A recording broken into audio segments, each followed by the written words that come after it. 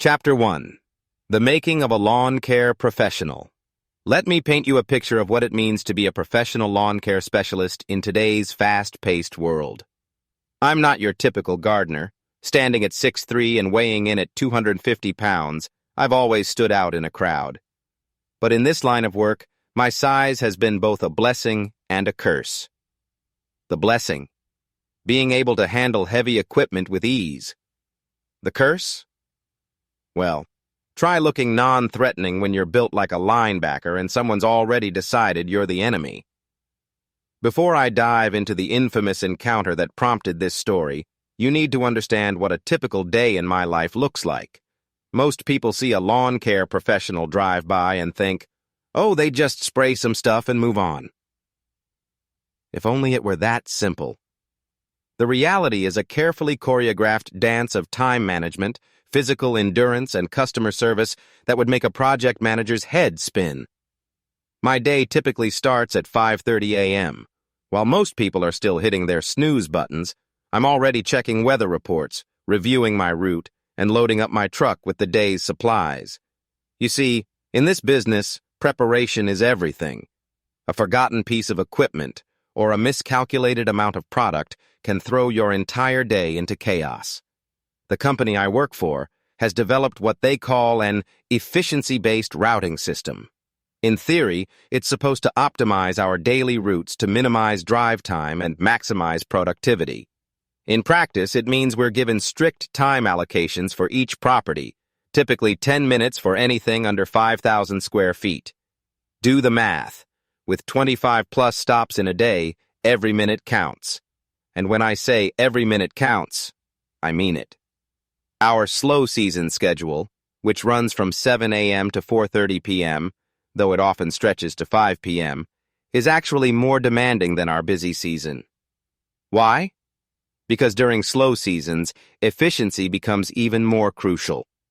Every extra minute spent at one property means falling behind on the entire day's schedule. Most people don't realize the physical demands of this job.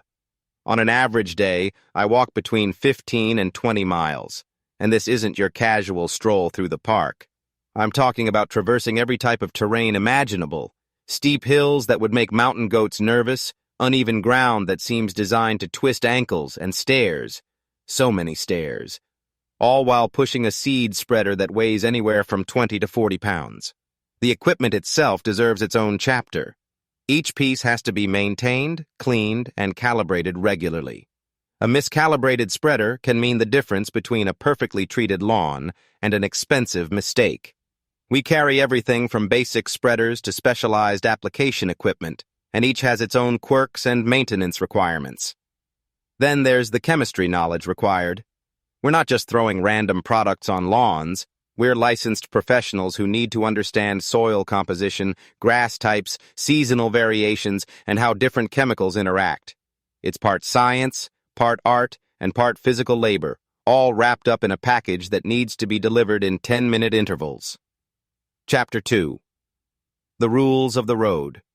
One of the most challenging aspects of this job isn't the physical labor or the time management. It's the parking. Yes, parking. You might think I'm joking, but let me explain the intricate dance that is finding a legal and appropriate spot to park a commercial vehicle in residential areas. First, there are the legal requirements. Fire hydrants are absolute no-go zones. Park in front of one, even for a few minutes, and you're risking not just a ticket, but potential legal action from the company. The same goes for mailboxes. The Postal Service takes their access very seriously, and blocking a mailbox can result in fines and angry calls from both residents and postal workers. Then there are the practical considerations. We need to park in a way that allows us quick access to our equipment, which is stored on the right side of the truck. This means we need enough clearance to safely open our doors and remove heavy equipment without risking damage to nearby vehicles or property. The company has drilled into us a set of parking guidelines that have become second nature. 1. Never block driveways, neither the customers nor their neighbors. 2. Stay clear of fire hydrants and mailboxes. 3. Position the truck so the equipment access door is on the correct side. 4. Try to park in front of the property we're servicing when possible. 5. Be mindful of street cleaning schedules and other parking restrictions. These rules seem straightforward on paper, but in practice, they can create quite the puzzle. Some neighborhoods have narrow streets, others have strict HOA regulations, and then there are those residents who take street parking very, very personally, as I was about to find out. Chapter 3. The Perfect Storm. The morning of the incident started like any other. I had already completed several stops on my route, maintaining my usual brisk pace to stay on schedule. The weather was cooperating, a rare gift in our line of work, and I was actually running slightly ahead of schedule. That's when I saw it. The unicorn of route planning. 2 client properties practically next door to each other. For someone in my position, this was better than finding a $20 bill in your pocket. 2 stops, minimal driving distance, and the potential to save precious minutes on my schedule. The properties were separated only by a modestly sized house, creating what looked like a perfect opportunity for efficiency. The layout of the cul-de-sac was typical for suburban America: curved street, well-maintained lawns, and the usual obstacles that make our parking decisions interesting. The first client's house had a fire hydrant proudly stationed in front, while the second boasted a neighborhood mailbox. Between them sat what I would soon learn was the domain of someone I'll call the sidewalk sovereign. This middle house, while smaller than its neighbors, had something that caught my eye: a gravel section that seemed perfect for parking. However, years of experience had taught me to be cautious about using these unofficial parking areas. Some residents are particular about their gravel patches, and the last thing you need is a complaint about tire marks on decorative gravel. Making what I thought was the prudent choice, I parked on the street adjacent to the gravel patch. The spot met all our company guidelines: clear of hydrants and mailboxes, not blocking any driveways, and positioned perfectly for equipment access. In my mind, this was a textbook parking job. Chapter 4. The First Encounter. I had just finished treating the first lawn and was gathering my equipment to move to the second property when I noticed her. Standing about 140 pounds, soaking wet, with an expression that suggested she'd just discovered someone had replaced all her sugar with salt, was the woman who would soon provide me with one of the most memorable encounters of my career. Her approach reminded me of a documentary I'd once watched about territorial animals. There was something in her posture, the way she moved with purpose and barely contained agitation, that sent my customer service instincts into high alert. Before I could even offer a greeting, she launched into what I would soon learn was just the opening act of a 3-part performance.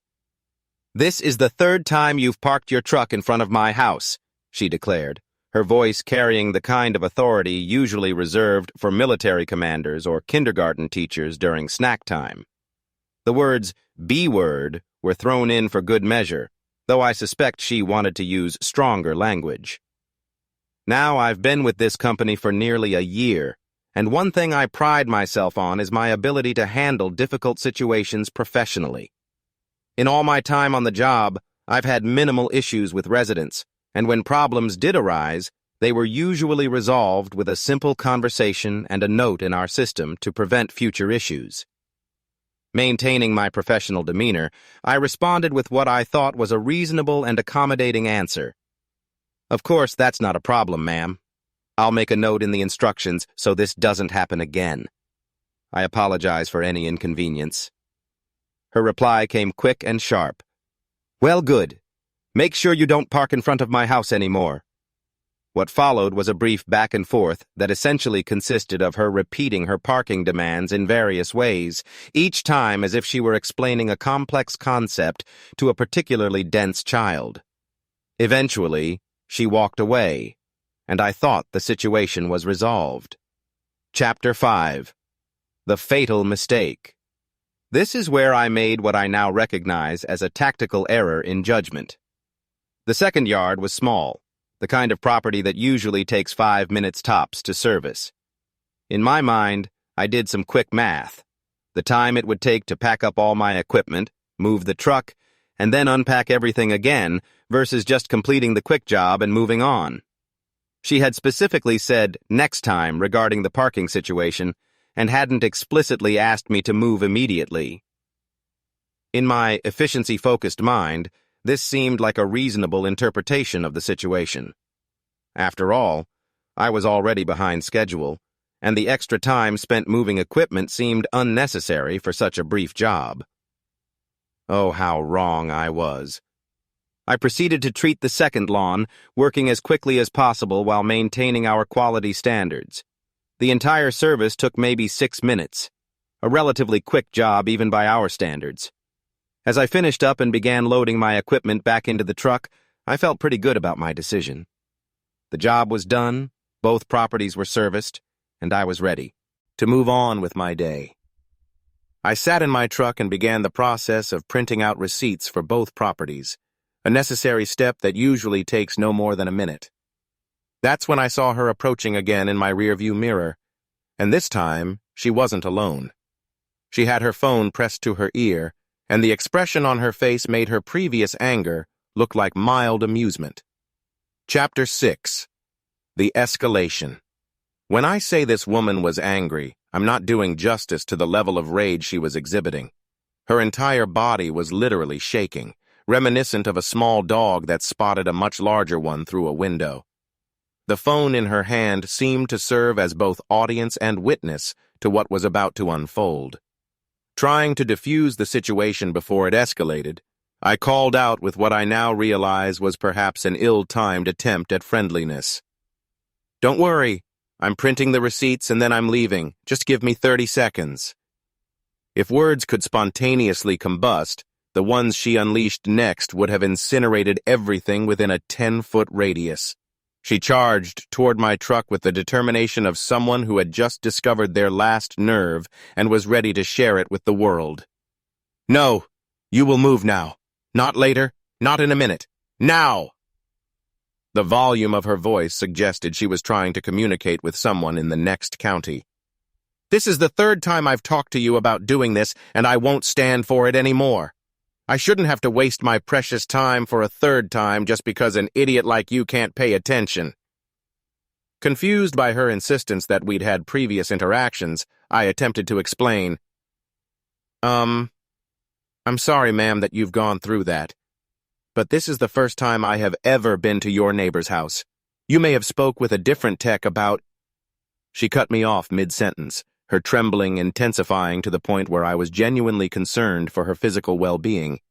"No, no! I don't care if this is your first time here. This is unacceptable. I don't pay for your service, and you shouldn't be parked in front of my house." Chapter 7.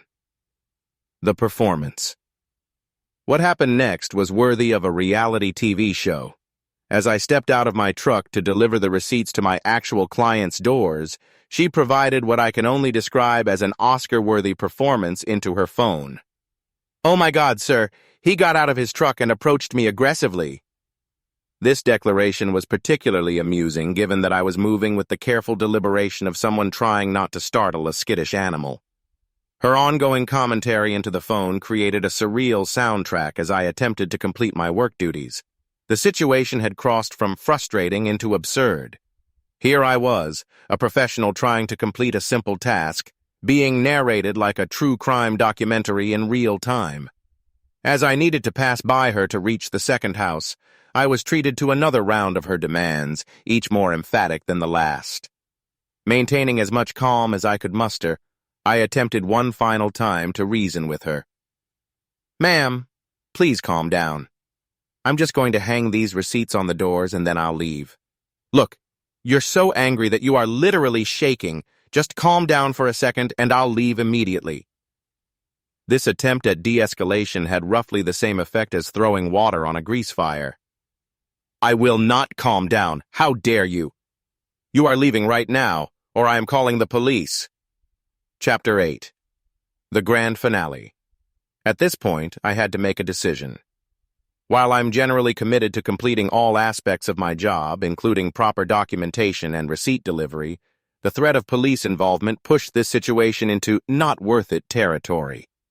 With one receipt still in hand, I made my way back to my truck. But I couldn't resist one final act in this impromptu street theater. As I prepared to leave, I looked directly at her still trembling form, summoned my brightest, most theatrical smile, and delivered my parting line with enough saccharine sweetness to require a dental warning. "Have a great day, ma'am."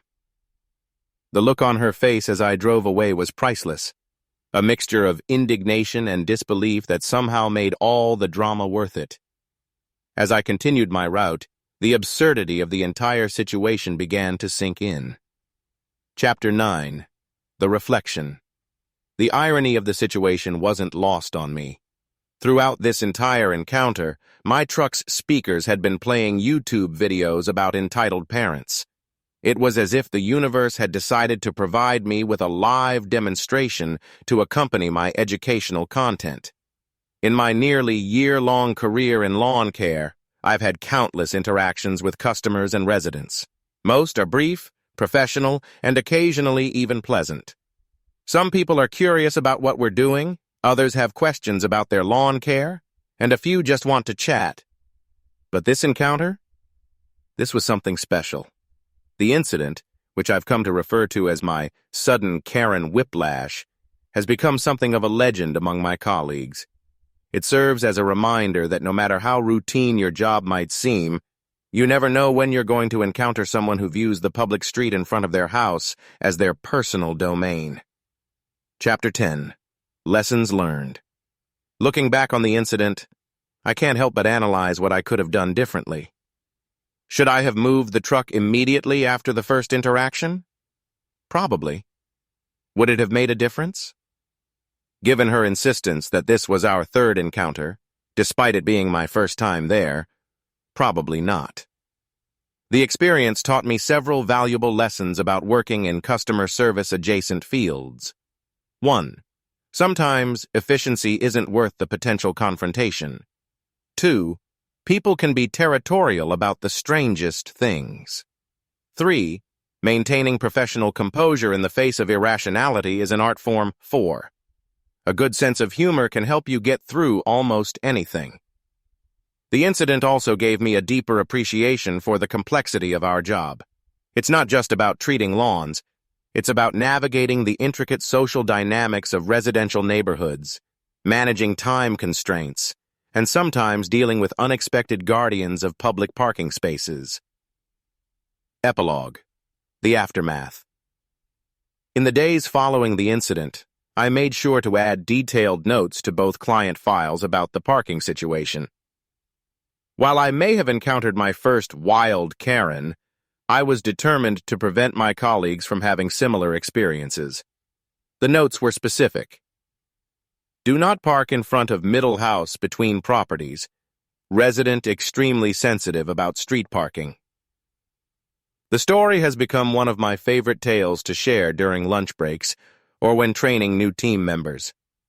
It serves as both a cautionary tale and a source of entertainment.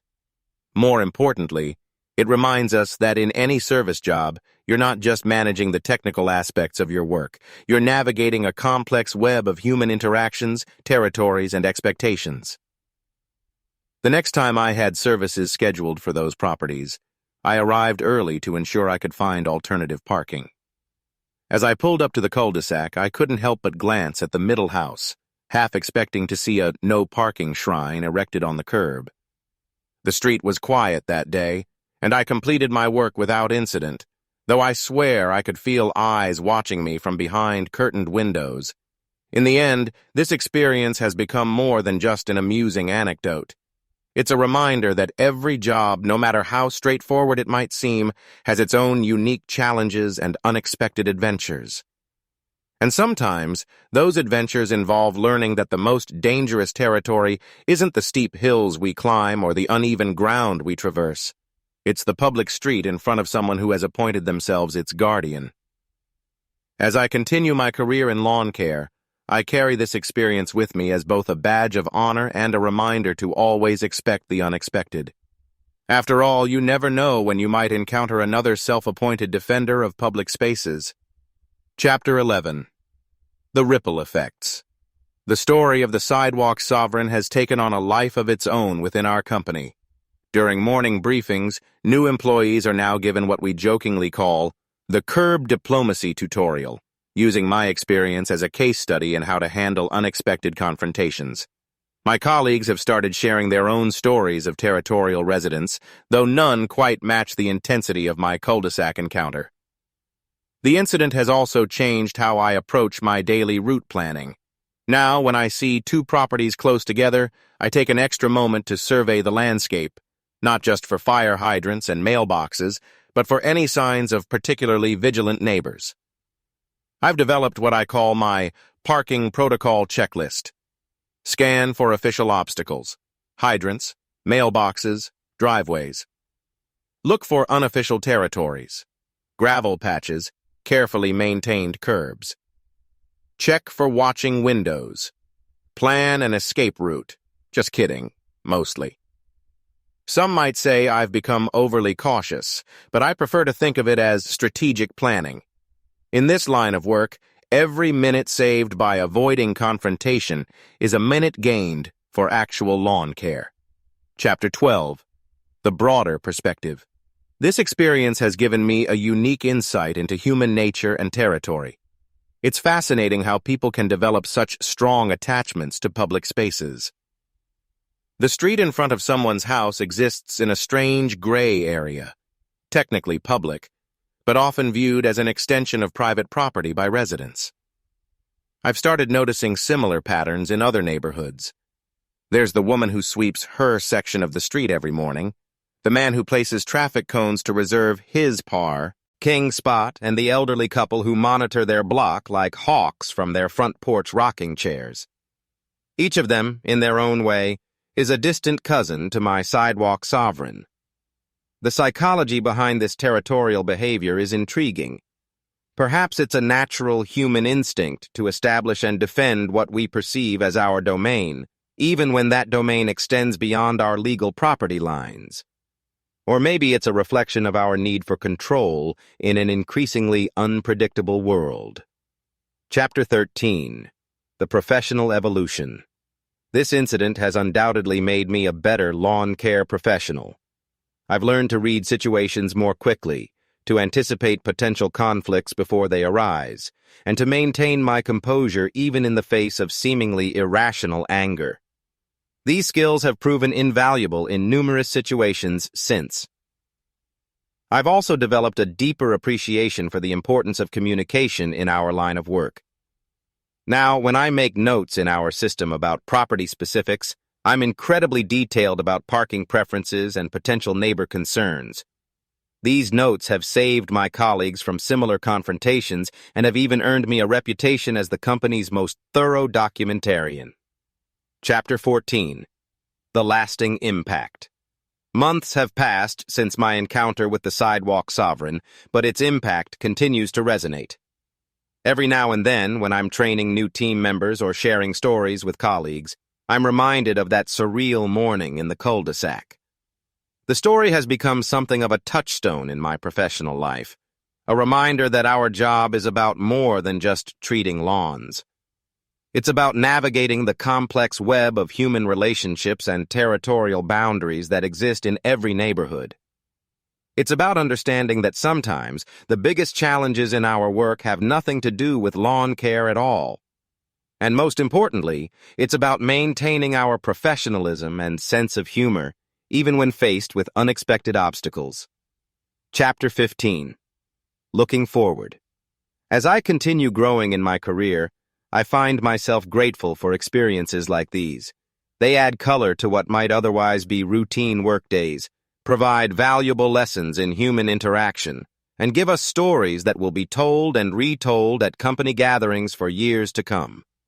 I sometimes wonder about the sidewalk sovereign. Is she still guarding her curb with the same fierce dedication? Has she encountered other service workers who dared to park in front of her house? Part of me hopes that our interaction might have led her to reflect on her approach to such situations, though I suspect she's still out there, phone in hand, ready to defend her territory against any perceived invaders. Final thoughts. The legacy of the Lawn Care Chronicles. In the end, this story has become more than just an amusing anecdote about an angry resident. It's a testament to the unexpected challenges we face in service industries, a reminder of the importance of maintaining professionalism in difficult situations, and proof that sometimes the best response to unreasonable behavior is a smile and a cheerful, "Have a great day." As I drive through different neighborhoods now, I can't help but smile when I pass cul-de-sacs.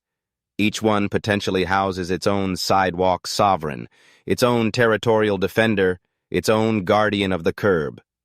And while I hope to avoid another such encounter, I know that if it happens, I'll handle it with the same mixture of professionalism and subtle sarcasm that served me so well that memorable morning. For now, I'll continue doing what I do best, treating lawns, navigating neighborhood dynamics, and occasionally sharing my story with anyone who needs a reminder that in any job, it's not just about the technical skills you possess, but also about how you handle the unexpected challenges that come your way. And who knows, maybe somewhere out there, the sidewalk sovereign is telling her own version of this story, warning others about the giant lawn care specialist who dared to park in front of her house and had the audacity to wish her a great day. In the grand tapestry of suburban life, we're all just characters in each other's stories, adding our own unique threads to the narrative. As I pull up to my next job site, I can't help but scan the windows of neighboring houses, wondering if I'm about to become part of someone else's story. But that's the beauty of this work. Every day brings new challenges, new encounters, and new opportunities to perfect the art of lawn care diplomacy.